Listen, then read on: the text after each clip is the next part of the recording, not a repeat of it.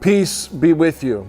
Let's continue our crosswalk in John chapter 2, verses 13 through 17.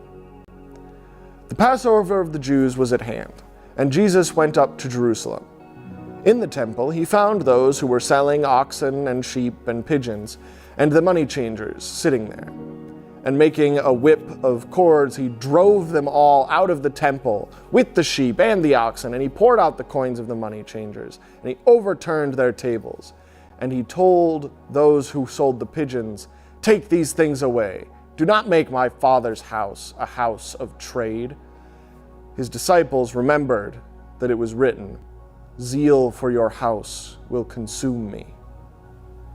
Oxen, sheep, and pigeons, these were the sacrificial animals acceptable in the traditions of the Israelites.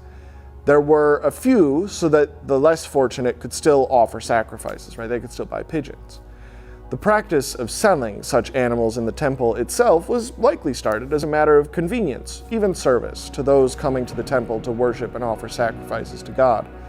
The issue is that the practice had become corrupt and greedy.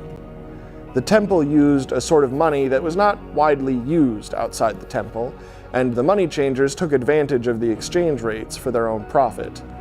The convenience of the sacrifices being right there at the temple may have contributed to a lack of genuine worship in the offering of those sacrifices.